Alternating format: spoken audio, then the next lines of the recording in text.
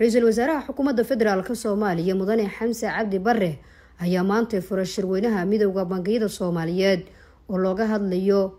fursadaha iyo caqabadaha horyaala bangiyada dalka. Ra'iisul Wasaaraha ayaa bogaadiyay dadaalada ganacsiyada Soomaaliyeed ee ku aadan horumarinta dhaqaalaha gaar ahaan barnaamijka lacag bixinta midaysan ee qaranka oo faa'iido u leh maaliyadda dalka, isagoo xusay in dhaqaalaha dalku uusan horumar sameyn karin haddii aan la helin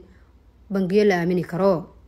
waxaa kale oo runtii wax looga mahadceliyaa bangiyadeena si gaar loo xusaa iyaguna way sheegeen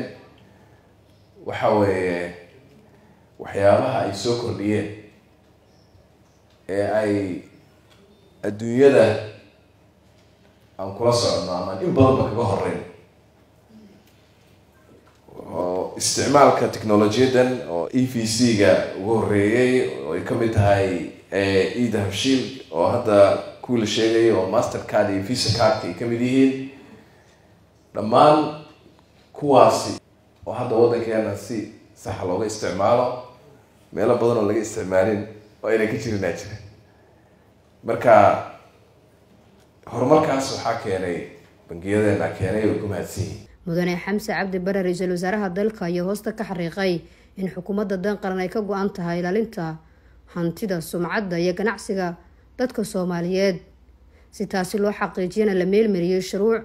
hagaysa hawlaha bangiyada. xukuumadda waxay u taagan tahay ilaalintiina hantideena ilaalinteeda oo inaan ilaashano si loo ilaaliyo waa in xayndaabyada lagu ilaaliyo waa in ay xukuumaddu ay si fiican uga warhaysaa meel kasta oo la isugu soo disayo meel kasta oo warxumo tashiilku wax ka hadlaynayo meel kasta oo wax laga hadlaynayo waxaan u baahanahay in aan ka hortagno. Ra'iisul Wasaaraha Xukuumadda Federaalka Soomaaliya mudane Xamse Cabdi Barre ayaa tilmaamay in dawladdu ay dagaal saddex jiha ah kula jirto khawaarijta sidaas darteedna ganacsiyada Soomaaliyeed looga baahan yahay inay kaalintooda ka qaataan gaar ahaan ka hortagga lacagaha dambiyada lagu galo. dagaal baan ku jirnaa marka qaarkood haddii sidaan horeyna aad ogtihiin oo aan saddex dhinac kaga jirno saddex jiho oo midka laga reebo militariga ah midka labaadna uu yahay dhinaca fikirka iyo caqiidada midka saddexaadna uu yahay dhinaca financiga marka iyo maalgelinta saddexdaas oo arrimood aad u waaweyn ayaan u aragnay inay laga maarmaan tahay dadkaas cadowga in lagula dagaalamo marka maadaama jabhad weyn oo meelaha lagaga dagaalamaya ay tahay financiga dee markii xagga diinta lagala dagaalamayo culimadii waa isla qaadan waa isla jaan qaadnay oo waa la socota oo dhinaca fikirka meel fiican ka mariyaa dhinaca militariga ayada shacabka Soomaaliyeed isla jaan qaadno ayakana waa kuwa ilaa iyo xarameer si caysanaya si buranaya markii dhinaca financiga waxaan rabnaa isla jaan qaad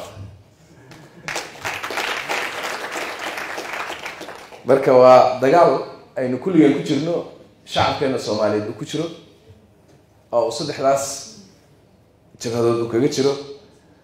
Xamse Cabdi Barre ra'iisul wasaaraha Jamhuuriyadda Federaalka Soomaaliya ayaa ugu baaqay ganacsiyada Soomaaliyeed inay maalgashi ku sameystaan kaabayaasha dhaqaalaha dalka gaar ahaan dekedaha Soomaaliyeed si ay ugu adeegaan dadweynaha ku nool gobolka oo u baahan furdooyin ay ka waaridaan ganacsigooda. waxaan rajaynayaa marka inaynu ka fakarno inaynu infrastructure kulli midka ila fiican